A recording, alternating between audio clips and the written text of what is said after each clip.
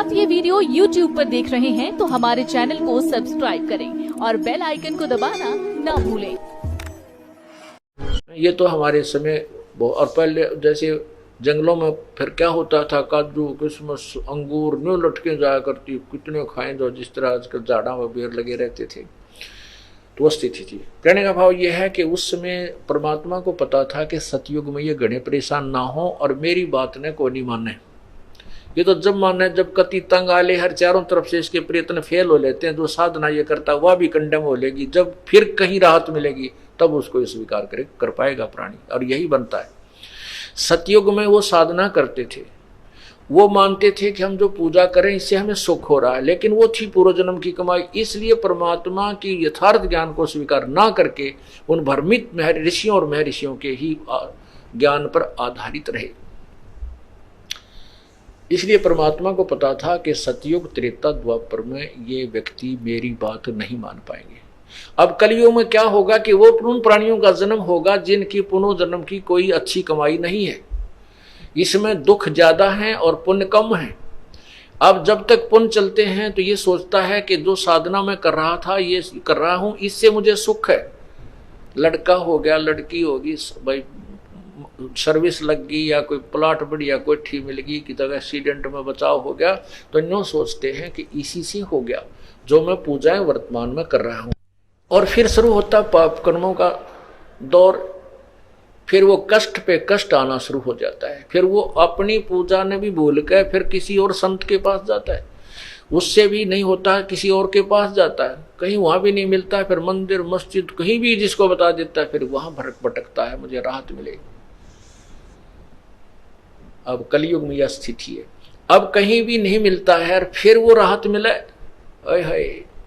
फिर वो सबको छोड़ के जो पूजा खुद करता था या जिनको वो भगवान या संत सथन मानता था, संत मानता था, फिर उनको नहीं मानेगा। और परमात्मा के पास एक और पावर है, उसके पास अपनी वीटो पावर है। वो अपनी शक्ति से अपने कोटे से आपका जीवन बढ़ा दे, आपको धन दे दे, आपको संतान दे दे, जो मांगे सो दे देगा अपने उससे। अभी आपने पढ़ा कि ब्रह्मा विष्णु महेश अनुग्रह नहीं कर सकते, ये कोई भी किसी भी कर्म में परिवर्तन नहीं कर सकते, केवल वर्क डन ही दे सकते। तो परमात्मा को मालूम था कि कलयुग में ये प्राणी अपनी जो पूजाएं करते हैं उनको भी करके छक लेंगे।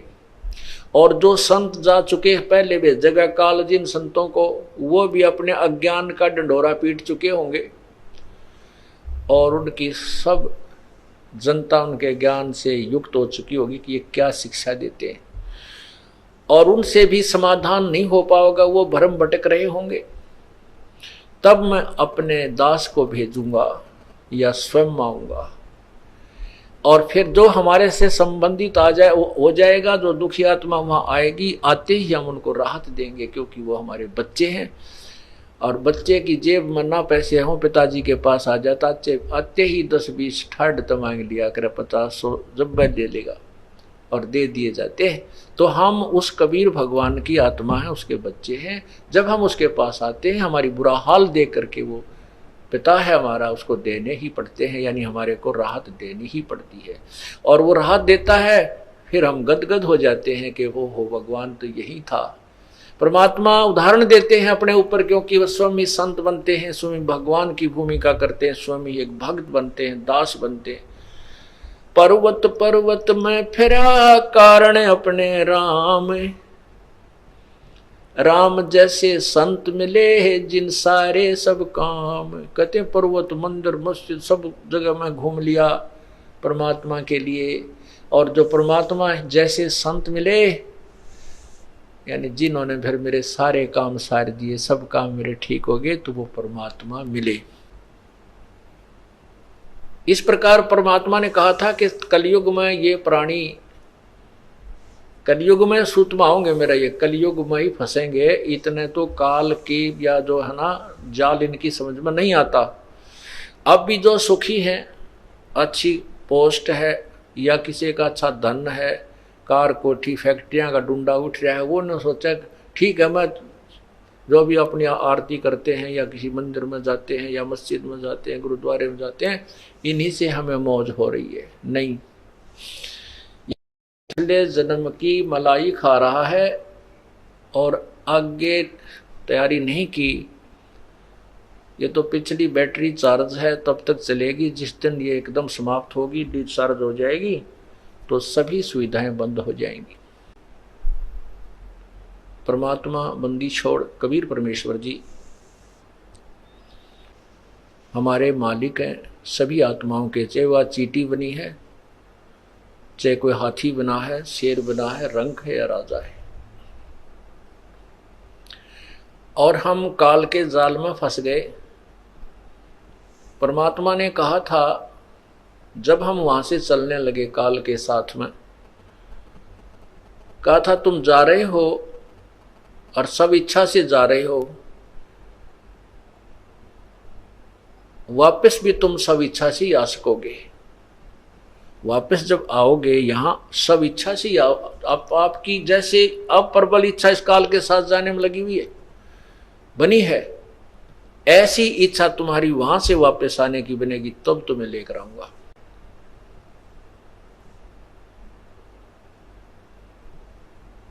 तब मैं तुझे लेकर आऊंगा, तुम्हें लाऊंगा। और एक ध्यान रखना, ये जो सार नाम है, ये सार मंत्र है, ये तुम्हें बताता हूं, इसको मत भूलना।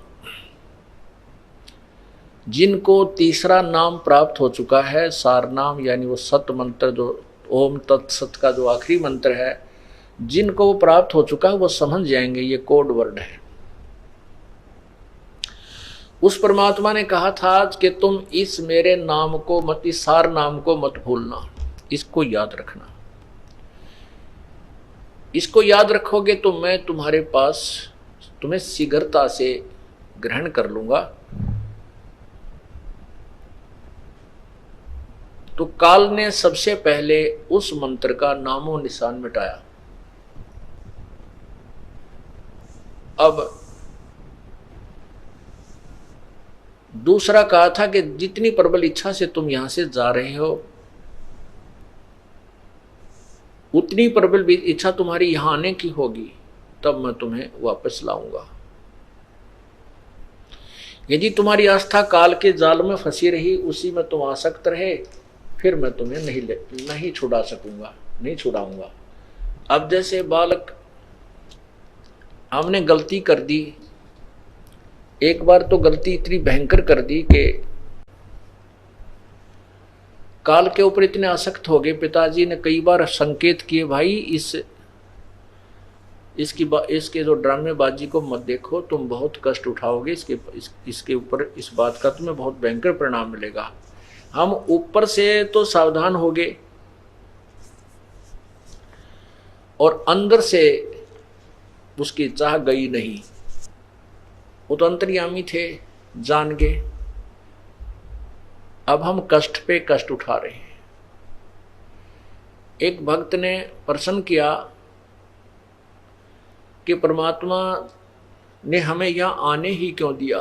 परमात्मा आने नहीं देते, लेकिन हम अपनी जो पतिव्रता पद को छोड़ चुके थे और इस काल के ऊपर आसक्त हो चुके थे, और परमात्मा के बार बार समझाने से भी हम नहीं माने। हम इतने प्रबल इच्छा बना ली इसके साथ आने की, और आगे तो अब हमें कितने दुखी हो रहे, रो रहे हैं। टक्कर मार मार के कोई गधा बन रहा है, कोई कुत्ता बना है, कोई कुतिया बनी है, किसी के कीड़े पड़े हुए हैं, कुछ अधरंग मार रहा है, किसी के कैंसर हो रही है, किसी का बेटा मर गया, किसी की बेटी मर गई। और अब वो एक नहीं सुनता काल हमारी, क्योंकि उसके पास वो पावर को ना, क्यों जान नहीं दे। उसको स्वार्थ है कि 1 लाख जीव रोज खाने, 1.25 लाख उत्पन्न करना। तो उसके लिए उदाहरण है कि एक लड़की ने, ये दास पहले जेई की सर्विस करता था, तो उस समय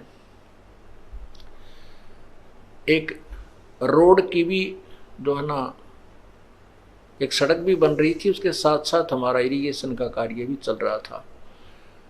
तो वहाँ वो हम भी वहीं एक दोपहर के समय एक वृक्ष के नीचे वो वहाँ सेवा कर रहे थे। हाँ, वहाँ एक लड़की रो रही थी बैठी बैठी वृक्ष के नीचे दोपहर के समय। 2 बच्चे उसके साथ थे। तो उससे पूछा, माँ बहन क्यों रो रही है, क्या बात है? ने बोली, के बताऊं, अपने कर्मा न रो रही हूँ जी, मैं अपने कर्म रो रही हूँ। फिर भी चलो रो रही जवाब पे बताने लगी। हम तो चुप हो गए, भाई कह रहा क्या दुख हो बालक में, हमने क्या लेना देना है। ने बोली, मैं जो मेरा पति है ना वो हमारे नौकर होता था और मैं अच्छे घर की लड़की थी, और मैंने इसके साथ माता पिता के विरोध करने पर भी जबरदस्ती मैं इसके साथ आ गई और बहुत समझाई। मेरा माँ भी रोई, मेरा बाप भी रोया है, बहुत समझाई, बेटी बहुत दुख पाओगी, पर मैंने एक नहीं सुनी, इतनी नालायक थी। अब मैं कमाती हूँ, वो शराब पीता है, 2 बालक हो गए, मारे पीटे, जो पैसे को ले जाती हूँ जाते छीन लेता है, कई बार तो हम माँ बेटा भूखे सो जाते हैं। जब तो हमने भी कोई नहीं, माँ ठीक है, अभी अपने करनी पाई तो नहीं। अब वो उदाहरण फिट हुआ कि हम उस परमात्मा से दूर होकर अपनी सब इच्छा से इस नकली पति के साथ आ गए, अपने परम पिता ने छोड़कर। इसने हमारे साथ वो दुर्गति कर रखी है। अब माँ बाप ने फिर भी दुख आता है, पिता ने तो फिर भी हम प्यारे लगते हैं, वो फिर भी हमारे दुखों को दूर करने के लिए आते हैं, समझाने की चेष्टा करते हैं कि अब भी तुम इतनी ही प्रबल इच्छा बनाओ जितनी प्रबल इच्छा तुम यहां आने की थी। अब जैसे ये तत्व ज्ञान चला था कुछ दिन आस्था चैनल पर, फिर बाद में स्वार्थी लोगों ने विरोध कर दिया था और वो मालिक घबरा गया कि हमारे सारे कार्यक्रम बंद हो जाएंगे यदि आपका प्रोग्राम चला, तो बंद कर दिया। लेकिन बहुत से बुद्धिमान लोग उसको समझ कर आए। अगर वो 1 वर्ष चल जाता पूरे विश्व में तहलका मच जाता परमात्मा की महिमा का। अभी शायद ना समय हुआ होगा, परमात्मा ने करना तो है और थोड़ा समय और लेते होंगे, संसार में जाएगा ये तो अब जाएगा, रुक नहीं सकता। फिर भी उदाहरण देता हूँ, उसके प्रश्न उत्तर करने वालों के बहुत ज़्यादा प्रश्न उत्तर आए, प्रश्नोत्तरी हुई। तो उनमें से एक ने ये प्रश्न किया कि मान लीजिए हम फिर चले जाएं वहां पर और वहां फिर गलती कर देंगे, फिर आ जाएंगे, कभी नहीं कर सकते। हम तो इधर झांक के भी ना देखें, एक बार उस सुख को जब देख लेंगे। जैसे आप किसी रास्ते से जा रहे हो और वो कुमार्ग पर चले गए, आप गलत रास्ते पर, और वहां पर आपको डाकू मिल गए, ठग मिल गए, बदमाश मिल गए, आप लूट भी लिए, आपके जेवरात भी तोड़ लिए, मारपीट भी कर दी, सारा छीन लिया, और आप जान बचा के वापस आ जाओ किसी कारण, और फिर आप उस रास्ते जा सकते हो? सपने में भी नहीं जाओगे। हम यहाँ लौट कर पिट कर जब वापस जावांगे तो यहाँ मुंह भी करके ना सोएं, और हम औरों को भी सतर्क करेंगे तो और भी नहीं मार खाएंगे। इसी प्रकार हमने सब इच्छा से यहाँ से जाएंगे, और इतनी प्रबल इच्छा हो और इस काल के अंदर हमारी आस्था ना होगी तो परमात्मा हमें यहाँ से इस काल की कैद से छुटवाएगा, नहीं तो नहीं छुटवाएगा। कैसे? जब सीता जी को रावण ने अपनी कैद में बंद कर रखा था, हनुमान जी को भेजा, इधर उधर सबको भेजा था, हनुमान जी उधर चले गए जहां सीता जी को रोक रखा था। अब हनुमान जी सीता जी की खबर लेकर वापस आ गए। श्री रामचंद्र जी को पता भी चल गया कि सीता जी रावण की कैद में बंद है। अब प्रश्न उठता है कि सीता को वहां से रावण की कैद से छुटाना कोई बालकों का खेल नहीं है। वो तो स्वयं भी योद्धा है, बहुत उसके पास बलशाली भाई हैं, पुत्र हैं, बड़े बड़े तो ना उसके योद्धा, बड़ी सेना है उसके पास। तो उसके लिए कुछ करना है तो बहुत कुछ करना पड़ेगा, सेना भी एकत्रित करनी पड़ेगी, ऊपर से जो भी हमने बहुत युद्ध भी करना पड़ेगा, बहुत सी सेना भी मरेगी। तो उसके लिए रामचंद्र जी ने सबसे पहले यही जानना चाहा कि सीता जी यदि रावण की हो चुकी है फिर तो हम नहीं, उसकी आस्था वहां हो चुकी है, रम गई है उसमें, तो हम नहीं छुटवाएंगे और ना ही सेना लेकर जाएंगे, ना युद्ध करेंगे, हम नहीं लाएंगे। और यदि वो उसकी वास्ता वहां है नहीं और हमें चाह रही है तो हम फिर उसको अवश्य छुटवाएंगे। इसलिए घुमा फिराकर हनुमान जी से प्रश्नोत्तरी होती है आदरणीय गरीबदास साहब जी ने अपने अमृतवाणी में उसके बताया है। रामचंद्र जी कहते हैं, अरे बंचर क्या खबरां कपिलाए। अब क्या पूछता है रामचंद्र जी घुमा फिरा कर, जैसे घुमा फिरा कर पूछता है। कहते हैं, अरे बंचर क्या खबरां कपिलाए कपि बंदर। कहो सीता की बात बिथा सब क्या क्या भोजन पाए। कैसी प्रीत करी तुम सेती व्यंजन कहां जमाए। और कहो हनुमंत संत जन मेरे भूखे रहे अकधाए। कैसा बदन विनोद सती का और बूझो हो मन लाए। बूझत हो मन लाए। और क्या पौनिक पटंबर पहरे हार डोर गल छाए। कहा सिंगार उचार करत है रावण सिज्जा जाए। और सुरमा सिल्की सिज्जा पैठी ना तुम बदन छिपाए। आए है। अब क्या क्या पूछा हनुमान, श्री रामचंद्र जी ने हनुमान जी से क्या क्या प्रश्न किए कि हे मेरे प्यारे संत जन, मुझे बताइए आपने कैसे कैसे भोजन खाए और तेरे साथ सीता जी ने कैसा व्यवहार किया। वो तुझे कहाँ भोजन खिलाकर लाई। वो कोई हार श्रृंगार किए हुए थी, उसने सुरमा सिल्क यानी कोई हार श्रृंगार कर रखा था, सुरमा शर्मा डाल रखा था। और वो रावण के पास जाती थी या नहीं, मतलब इस तरह की घुमा सुमा कर बातें की कि तू कहाँ भोजन खा के आया। अब वो तो बताना होता है, मान लिया भाई मैं उड़ गया था, सीता मैंने वहां ले गई थी, रावण के घर में ले गई थी, बढ़िया खाना खिलाया था, तो सारा बताना पड़ता। तो क्या कहता है, बोले पवनी यानी पवन पुत्र हनुमान जी कहने लगे, बोले पवनी होए सो होनी सुन हो रघुपति राय। सीता सती अति अति आतुर आंसू पात चल जाए। हनुमान जी कहते हैं, सुन हो रघुपति, जो होनी हो वह तो होगी बेचारी गेला, वो तो क्या हो, परंतु सीता जी जो है अति सती जो कि तू है। और उसकी तो आंखों में आंसू चल रहे थे, वो किसके हार श्रृंगार करे थी। और ढूंढत फिरा लंक चहूं और 9 लाख बाग छिपाए। सारी लंका में घूम फिर के मैंने उसको 9 लखा बाग में छुपा कर रखी हुई थी, वहां मिली। और जा वृक्ष पर छुपकी लगाई मुद्रा भेंट चढ़ाए। वृक्ष पर बैठ के मैं छोटा सा रूप धारण करके ऊपर से मैंने वह तेरी अंगूठी डाली थी। और तहाँ प्रणाम करी सती सो माता दर्शन पाए। वहां मैंने माँ के दर्शन किए, उस सती को वहां प्रणाम किया।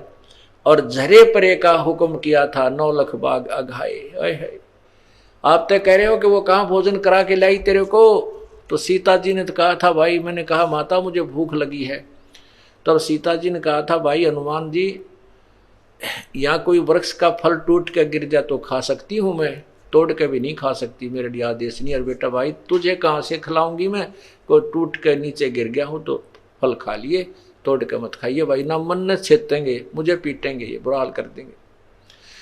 अब इस बात से हनुमान जी कहते हैं, फिर मन ने कहते हैं, फिर माँ तनु कह थी भाई जड़े पड़े का हुक्म है खाने का। फिर मन ने तो सारा तो बाग तोड़ दिया और सारे फल खा लिए उनके।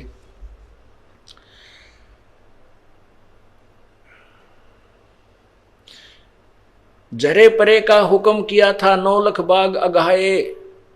नाजुक बदन नाम तुम्हारे पर जैसी माता जाए। कि वो तो आपके नाम पर जो कि तो आधारित है, आपके ऊपर वो आज ऐसी है जैसे जैसी माता जाए, अर्थात वो सती है, रावण से उसने कोई संबंध स्थापित नहीं किया। नाजुक बदन नाम तुमरे से जैसे माता जाए। रावण से ती प्रीत न जाकी और चंद बदन मुरझाए। रावण से उसका कोई प्रीत नहीं है और वो सुंदर चेहरा नहीं है उसका, बिल्कुल कमल की तरह वो मुरझा चुकी है, बहुत कमजोर हो गई है।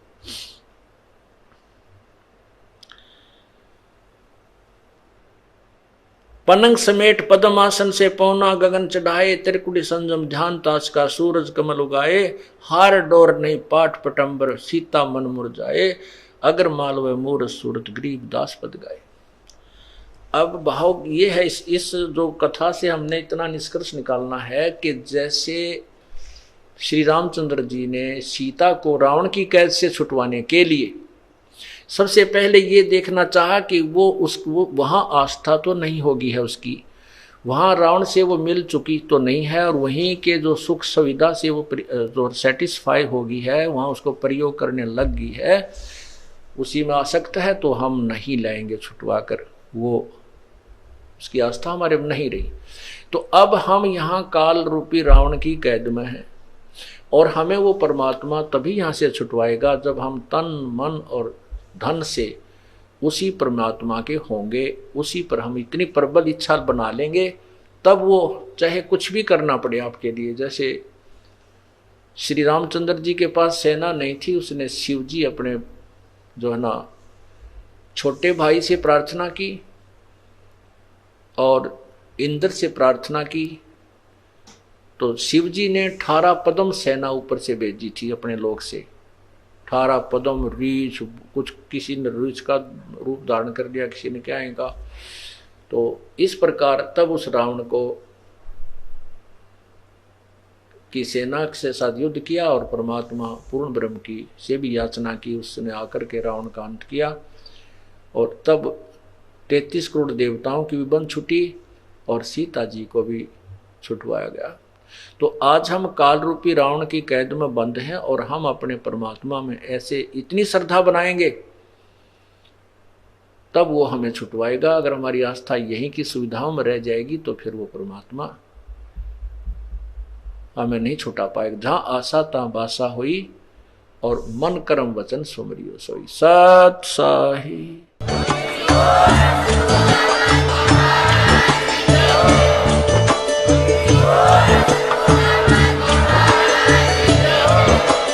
आप सुन रहे थे जगत गुरु तत्वदर्शी संत रामपाल जी महाराज जी के मंगल प्रवचन। अधिक जानकारी के लिए विजिट कीजिए हमारी वेबसाइट www.jagatgururampalji.org। संत रामपाल जी महाराज जी के शुभ आशीर्वाद से पूरे विश्व भर में 500 से भी ज्यादा नाम दीक्षा केंद्र हैं, जिन पर संत रामपाल जी महाराज जी द्वारा ऑनलाइन निशुल्क नाम दीक्षा दी जा रही है। अपने नजदीकी नाम दीक्षा केंद्र का पता करने के लिए संपर्क करें 8222880541।